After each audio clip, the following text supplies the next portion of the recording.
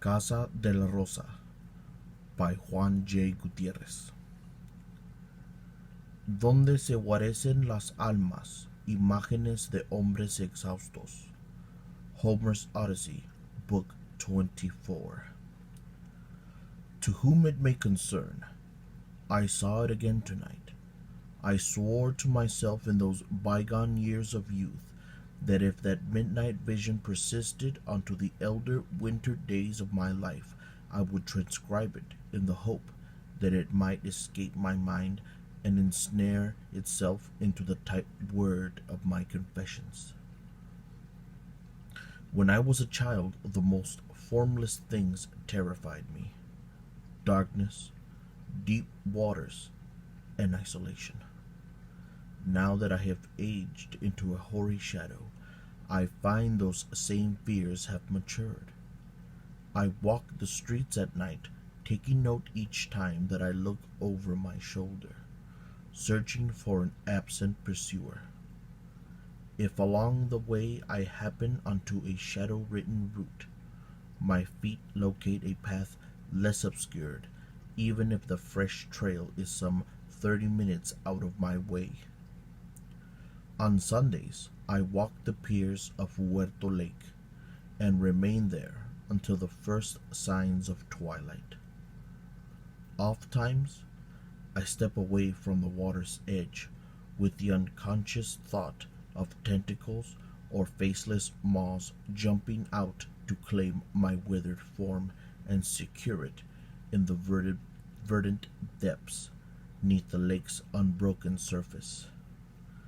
I ask myself, why? Why is it that my fears still haunt me? I used to think of myself as a rational man with circular notions and beliefs. Yet slowly those died and faded into ash with the thoughts and gods of yesteryear. Could my fears be keeping me from an early encounter with death's moon-sharp blade? I suppose. Perhaps these fears are actually prolonging my repose, whilst my mind ferments in the worry of a death that will never come. Most men might look over their shoulder, find an illuminated path, or keep away from dark waters. These reactions might be as commonplace as the rising sun. However, sometimes I just don't know. The source of all things is divine essence. From the source came light and shadow, sleep and death, forever intertwining those dual truths. Hence fear came of noble breed, but no god or spirit could lay claim to it. It is an accepted with wisdom, with no face, no flesh.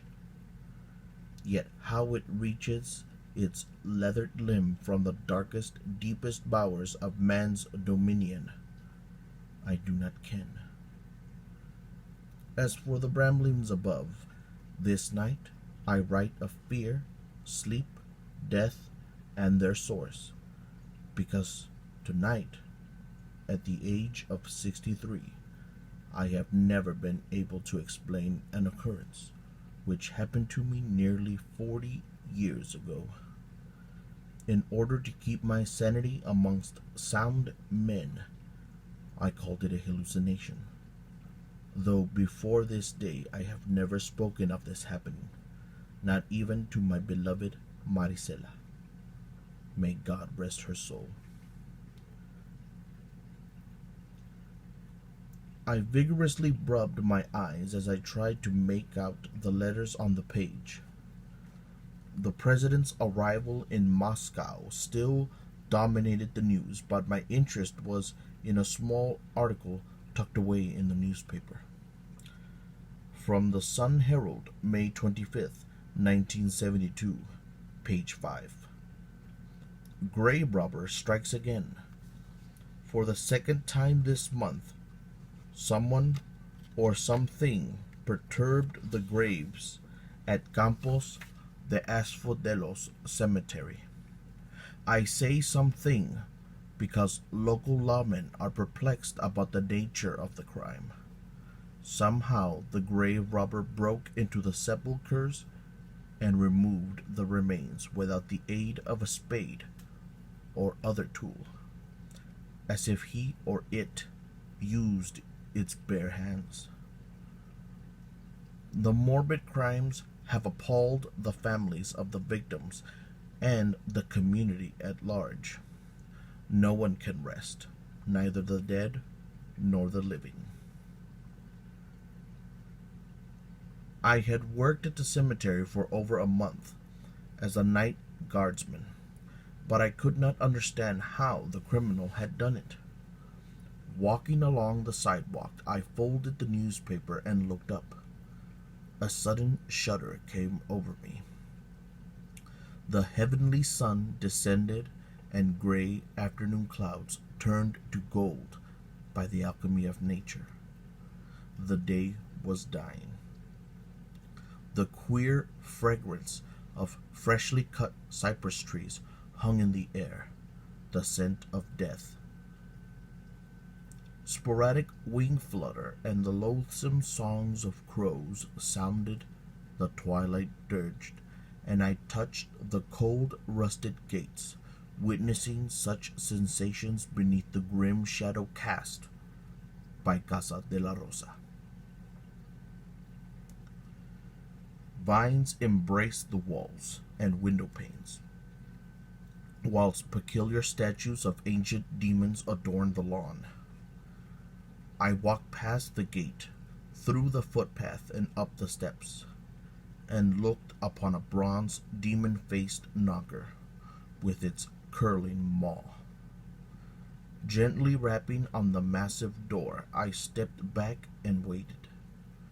Thereafter the imposing figure of the cemetery groundskeeper, Gemino Cortez, stood before me.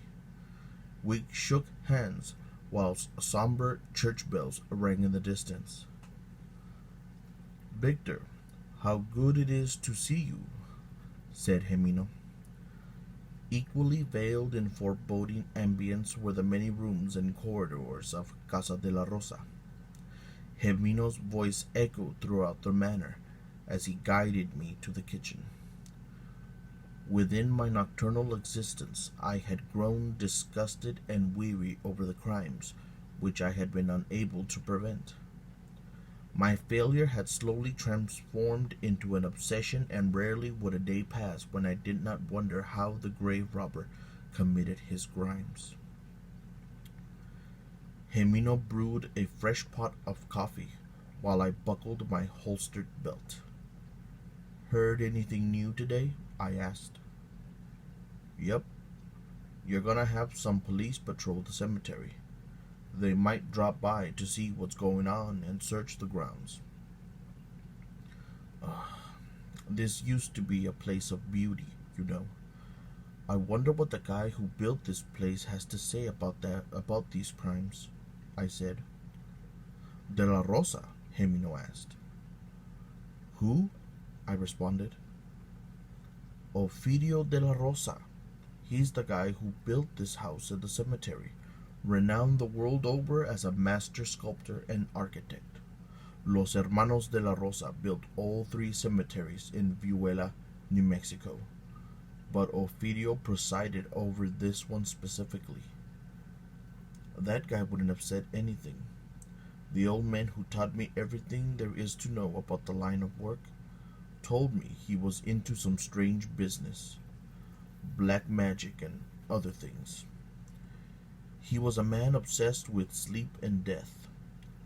While he worked here, he never slept. They said he conquered sleep. When he built Campos de Asphodillos Cemetery, he said he conquered death." "What happened to him?" I asked. "No one knows. He disappeared shortly after completion of the cemetery." "Look, Gemino, don't freak me out. I haven't been able to sleep myself since I started working here, and you're leaving me with this strange tale?" "Sorry, but that is what they said. I wrote the number the police chief said to call in case of any problems. Until tomorrow, my friend. He walked away, grabbed his effects as I went up the steps to the second story. There, a large window gave me the view of the entire cemetery. It was a lonely place, far lonelier than Casa Delarosa. But as I gazed at the burial grounds, I spotted an individual standing by the crypts. He turned suddenly to look at me, or rather, the house, probably feeling my eyes upon him. I looked away. I think there is one man out there in the cemetery. It looked like he grinned at me. Wave at him, see if he waves back, replied Gemino, laughing. He's gone. What do you mean? He asked. I can't see him anymore. Do you want me to call the police or check it out? Gemino responded. I rubbed my eyes and stared once again. There was nothing, and it was getting dark. I'm fine. When I go out here tonight, I'll look around. Call me as well, even if nothing happens, just to make sure you're safe.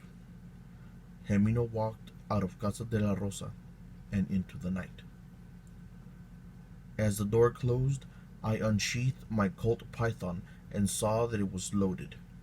Instead of making my usual inspection, I headed to the library on the first floor.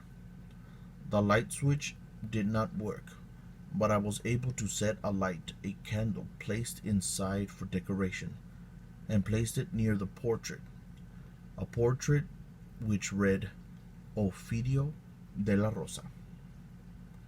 I stared and wondered if the things Gemino had spoken of were true. Strange sounds had often come from the cellar and other parts of the house, but these could not be the ghost of a dead sculptor. After some time, I made my way to the cemetery grounds and searched near the area where I had last seen the grinning man. It was dark, but my flashlight lit the corners I could not see. I was about to leave, but noticed that the door to one of the crypts was slightly open. With gun in hand, I stepped in. I thought of calling the police, but I had to know if this had some connection to the grave robber. The hand in which I held the gun shook slightly as my nerves got the better of me. With my left hand, I placed the flashlight in an ice pick grip and aimed my python to the movements of the light. A chill came over my body as I saw a staircase leading down into the earth. There was no coffin within the crypt, only an aperture which smelled of decay and moist dirt. Weary and frightened, I pushed on and descended into the unknown.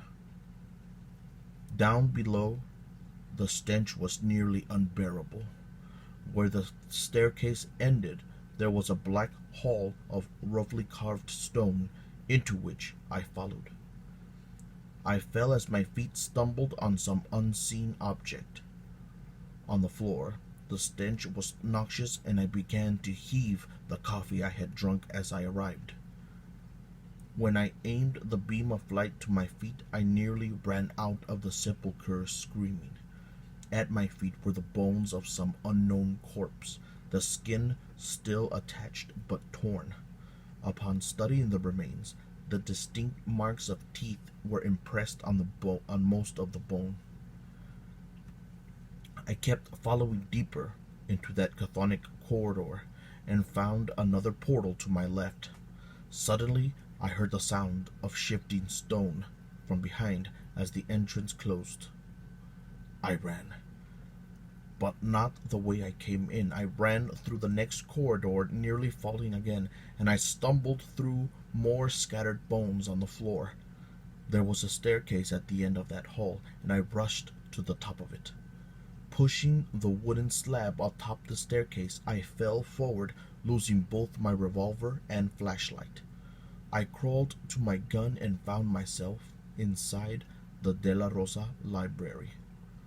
Rising to my feet in haste, I turned to my rolling flashlight, still trying to understand how it was that I was inside Casa Delarosa. Picking up my flashlight, I saw the thing that haunts me to this day. Peeking from behind the wooden slab was the decayed face of a corpse. It had no nose. It had no lips. It stared at me with the demon eyes of a crow, leering with a dead grin. I fired twice at it, and it stumbled forth onto the dresser with the lighted candle. The fire quickly spread as the candle fell and consumed the room and the ghoul. Running out of the room from the house, I realized there was some semblance between the thing and Ovidio de la Rosa. He had conquered death, but had transformed into something else entirely. The authorities did not find the body or the entrance to the crypt. They called me mad, but accused me of nothing. The nerves at my fingertips are beginning to feel more relaxed as I type away in my darkened study, and already the fear is leaving me. I do not know how long this ignorant bliss may last, but I will remain drugged until sunup, I am sure. In closing, I leave the following statements. Sleep and death are twins. Hypnos and Thanatos. One momentary, one eternal, but both are images of rest. When I die, I hope I rest in peace.